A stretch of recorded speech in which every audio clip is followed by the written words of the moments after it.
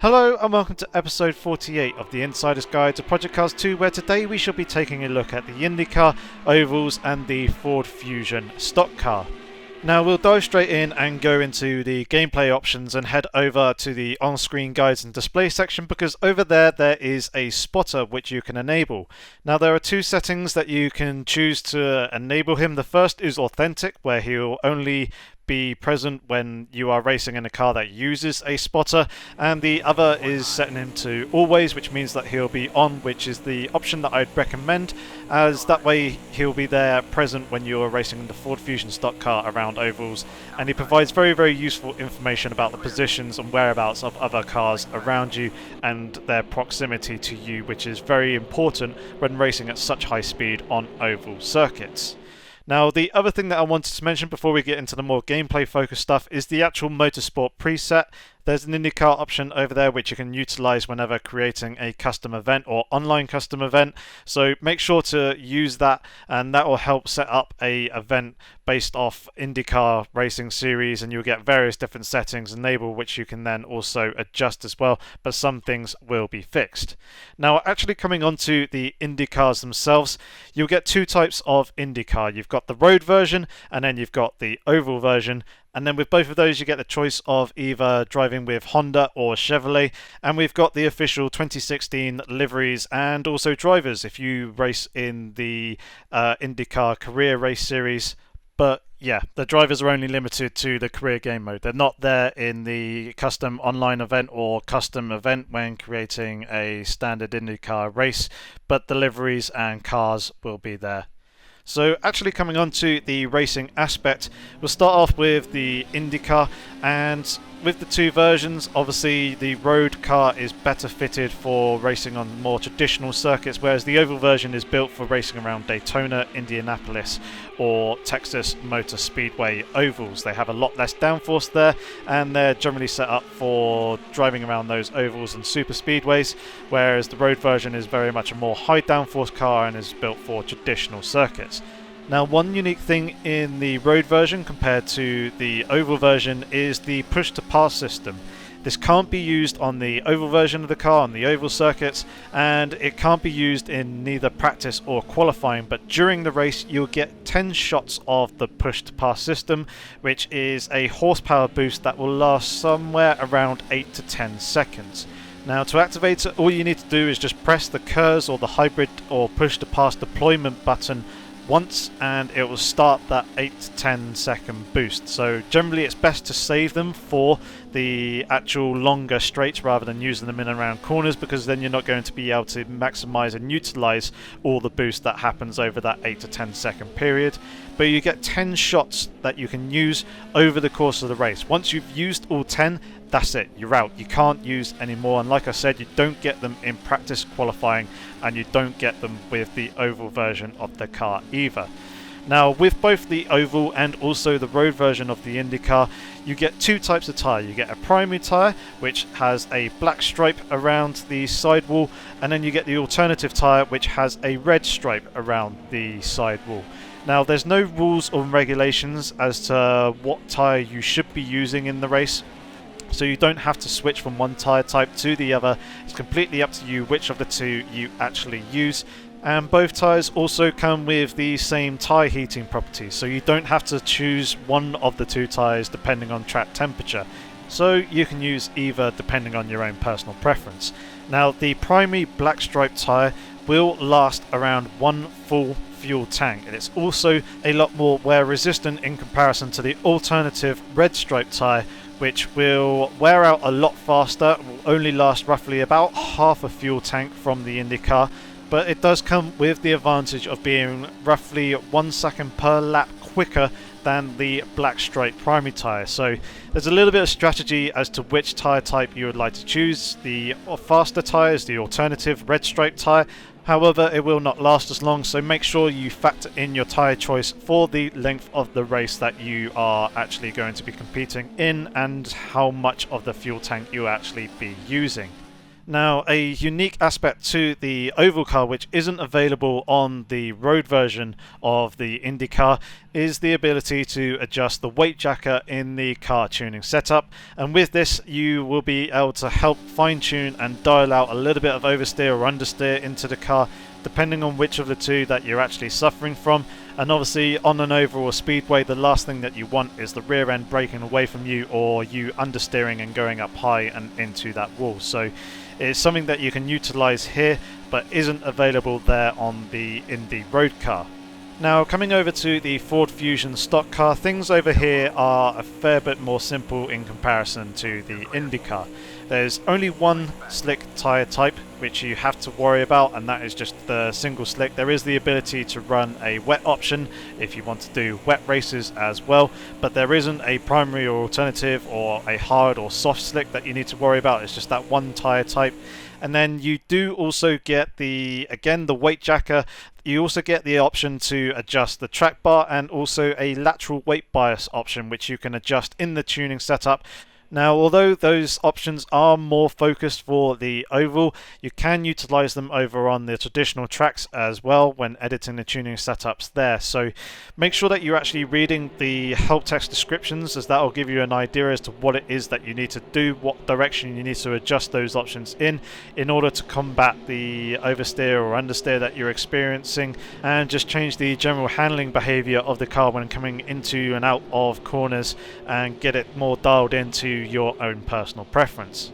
However, if you're not too comfortable and don't really want to go diving into the tuning setup and adjusting those options, both the oval version of the IndyCar and also the Ford Fusion stock car come with more default tuning setups. You'll have a setup for the usual circuits, you'll have a setup for the ovals, and then you'll have a setup for the Daytona Super Speedway, and you'll have both the loose and stable versions of all three of those, which you can select from as well. So if you are struggling a little bit with the car handling for the circuit or oval type that you're on, make sure to check out those and make sure that you've got the correct one loaded, and it should load them up correctly by default as well, but it's always just worth double checking.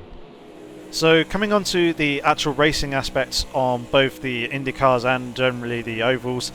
people tend to associate them being quite boring, just completely flat out, just making left turns. There's not really much to it, there's not much skill involved. And whilst, yes, you're not having to look out for braking points, various different turning points, making sure that you're clipping apexes absolutely perfectly,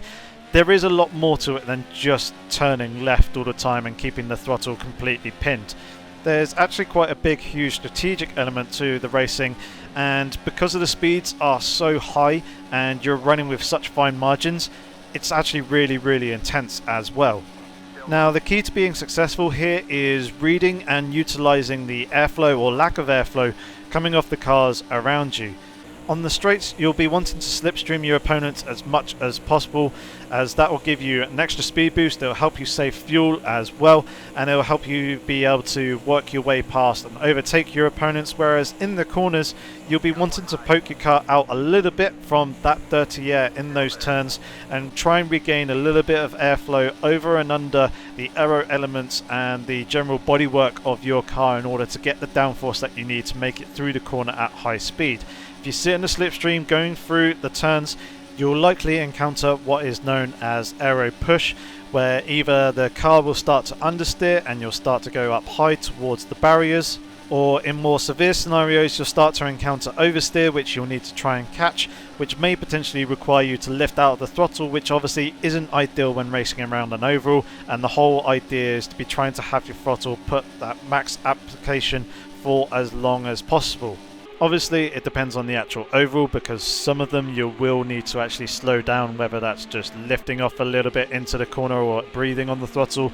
or actually using the brakes in order to slow the car down enough to actually get into the corner and actually make it all the way around the oval. But obviously you want to try and keep your speed and your momentum up as high as you possibly can for as long as you possibly can in order to reduce that lap time. So you need to be smooth, you need to be quite precise with your steering inputs, especially coming out the exit of corners, but most importantly you'll be needing that grip when going through those turns and racing within a pack, especially when you're in very close proximity racing side by side. because obviously drifting from your line and either coming up high or coming down low onto another car is going to result in contact, which is most likely going to end up with both cars going into the wall, spinning out, losing control, and there being all kinds of mess.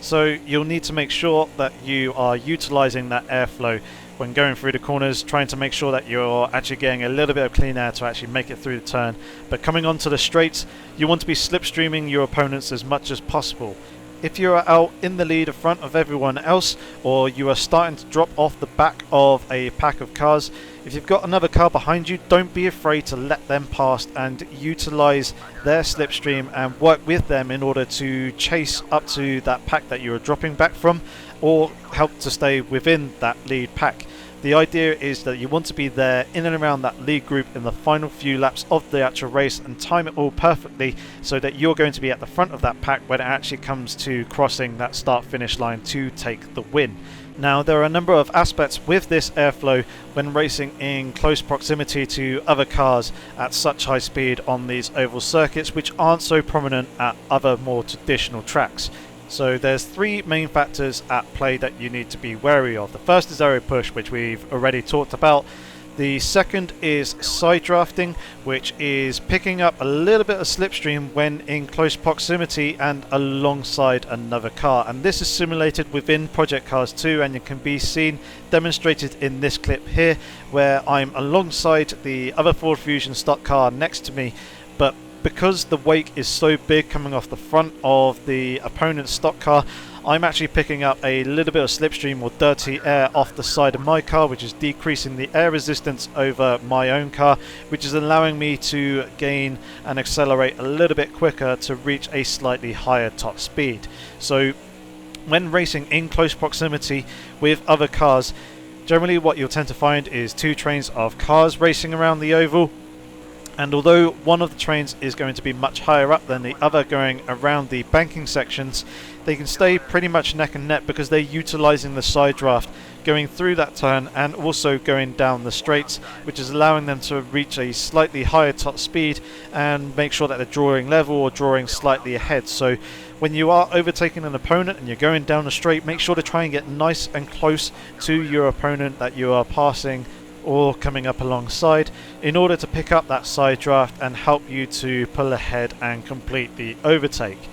Now, the other factor or technique that you can utilize, especially with the Ford Fusion stock car, I wouldn't recommend trying it with the Indycar, is bunt drafting, which is essentially drafting and slipstreaming your opponent who is directly in front of you in the same train as you, and coming down the straight is using your speed and momentum to push into the rear of their car to help push and boost their speed to get ahead of the cars in the other train that you are running alongside. Doing this allows the leader of a train to switch to the other train, which will free up another car and essentially almost in a way kind of rotate the cars around and allow cars to move up more towards the front of the train that they are currently sat in. Obviously, when doing this, you need to make sure that the speeds aren't too great so that when the cars actually come together, there isn't going to be such a force that is going to push that other car and destabilize it and push it into a spin. Likewise, you only want to be doing it on the straights. Don't do it in corners and don't do it in the entry to corners, because that will unbalance and upset the car, and obviously it can potentially lead to a crash. So yeah, things are a little bit different over on ovals with having to manage that airflow and utilize it in order to gain an advantage over your opponents, and it's actually a good thing to be racing in a pack with other drivers around you, not necessarily at the front of those packs, whereas obviously in traditional racing you kind of want to try and split and try and eke out gaps to your opponents, and ideally want to be out further up ahead to obviously give yourself the greatest chance of actually winning the race.